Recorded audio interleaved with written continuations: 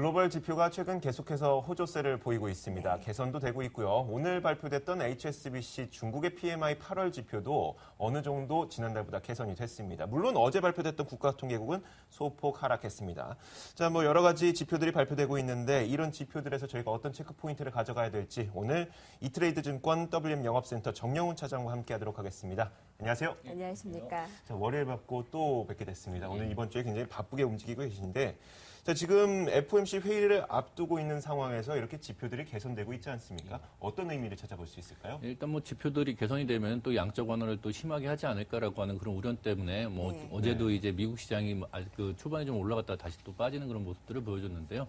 FOMC라는 그 커다란 빅 이벤트가 있기 때문에 그 전에 나오는 지표들이 어느 정도 시장의 방향성을 좌지우지하기는 상당히 좀 부족하다라고 보시면 될 것 같습니다. 그래서 아마도 지표들이 좋게 나오건 나쁘게 나오건 간에 어느 정도 이제 그 영향을 그렇게 크게 받지 않는 그 눈치 보기 장세가 FOMC 전까지는 계속적으로 이어지지 않을까 예상을 해볼 수 있습니다.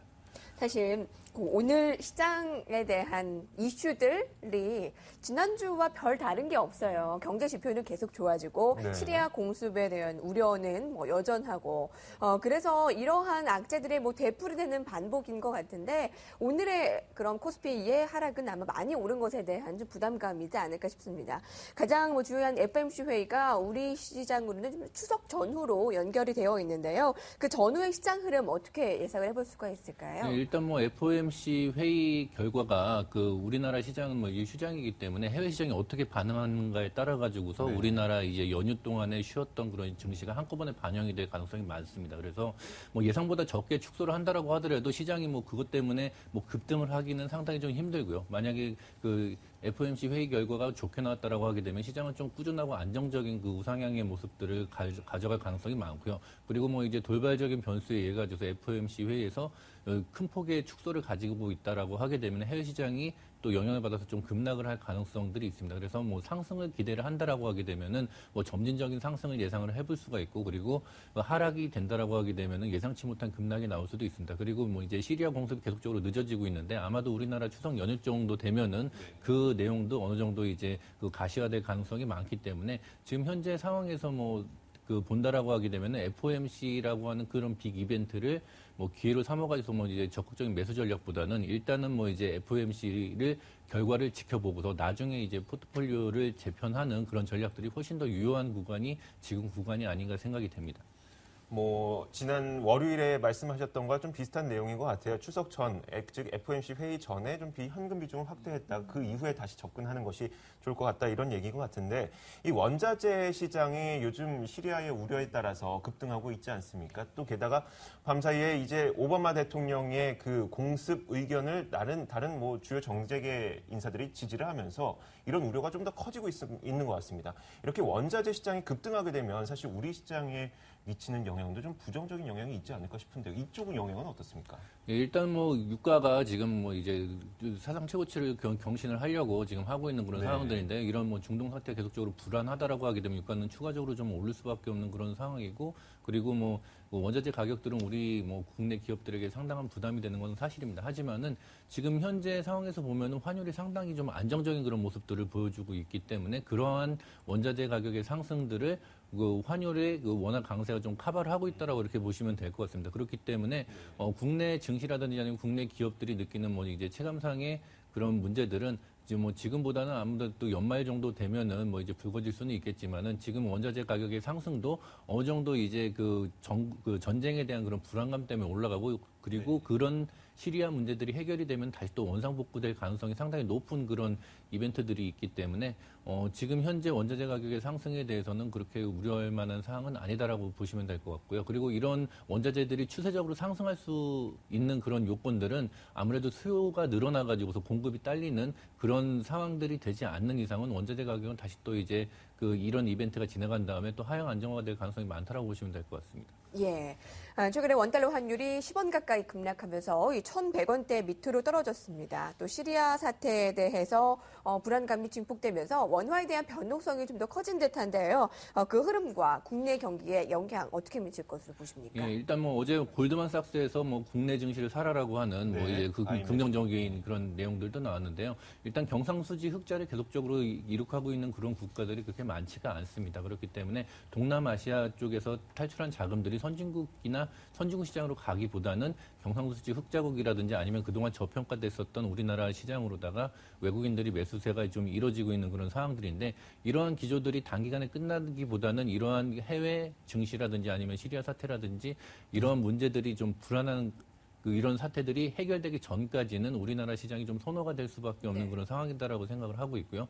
그렇다라고 해서 이제 원화가 너무 강세가 되면 이제 수출이 좀 어렵지 않겠느냐라고 하는 그런 생각들도 가지고 있을 텐데요.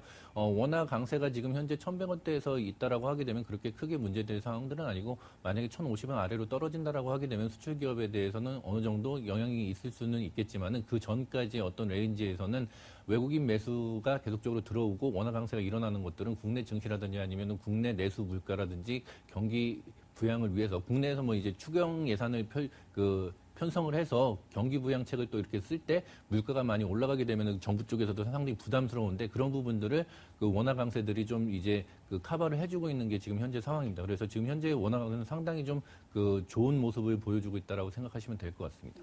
네, 외국인들의 매수세 그리고 경기 부양과 함께 원화 강세가 나타나고 있기 때문에 지금 흐름은 그렇게 걱정할 필요는 없을 것 같고 지금 말씀하셨던 그 외국인의 매수세들이 계속 들어오고 있습니다. 물론 오늘은 약간 매도 우위로 전환을 하긴 했지만 추세적으로 보자면 좀 외국인의 매수세인 것 같은데 이런 외국인의 매수세가 좀 추가적으로 이어진다면 국내 시장의 상승도 기대해 볼 수 있을까요? 보시면 알겠지만은 이제 어느 정도 이제 1900선 이상으로 올라오면서 외국인들의 공격적인 매수보다는 그 매수 수량이 상당히 좀 줄어든 것들을 좀 알 수 있습니다. 그렇기 때문에 1900선에서 2000선을 돌파를 하는 외국인의 대규모 매수세를 기대하기는 지금 현재로서는 상당히 좀 난망한 상황이기 때문에 외국인들이 지금 뭐 공격적으로 팔지만 않으면 국내 증시는 수급 상황이 상당히 좋을 수밖에 없는 게 지금 현재 상황입니다. 그래서 만약에 외국인들이 추가적으로 매수를 들어가서 지수를 한 단계 레벨업을 시킨다라고 하게 되면은 그거는 9월 달이 아니라 FOMC도 끝나고 시리아 사태도 끝난 10월 달 이후가 되지 않을까 생각이 됩니다. 그래서 당분간의 뭐 지수상으로다 본다라고 하게 되면 상방이 좀 막혀 있는 그런 뭐 이제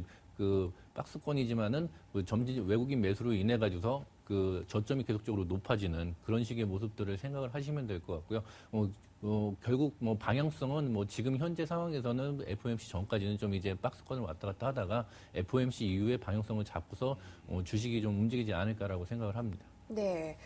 이번 상승의 주요 타자들이 있다면 바로 전차군단이 아닐까 싶은데요. 이 IT와 자동차 등을 중심으로 한 대형 섹터들의 그 대형 종목들이었습니다. 자, 이제부터는 어떻게 흘러갈 것인가가 중요한 것이 포트폴리오를 좀 재편해야 할 수 있거든요. 어떻습니까? 예, 일단 뭐 전차군단이 가장 크게 뭐 외국인들이 매수를 할 수 있었던 그런 큰 이유는 우리나라 시장을 샀을 때 외국인들이 가장 큰 금액을 가지고서 안심하고 좀 살 수 있는 종목들이 삼성전자나 현대차에 좀 그렇죠. 국한돼 있기 때문에 지금 현재 상황에서 이제 포트폴리오를 재편을 한다라고 하게 되면은 삼성전자나 그 현대차 같은 전차 군단들은 뭐 이제 보유를 하는 것도 그렇게 크게 위험하지 않다라고 생각을 하고 있고요. 오히려 뭐 이제 최근에 많이 올라갔었던 이제 경기 민감주라든지 내수주 같은 경우에는 오히려 지금 그 매도를 통해 가지고서 현금화를 시키고 그리고 중소형주들 같은 경우에도 이제 변동성이 상당히 조금 커질 수도 있기 때문에 중소형주들 위주로다가 이제 현금화를 시킨다라고 하게 되면은 FOMC 이후에 그 시장의 추세를 봐가지고서 많이 올라가거나 아니면 더 잘 올라갈 수 있는 기관 외국인 매수 종목들 위주로 딱 포트폴리오를 재편하는 그런 전략들을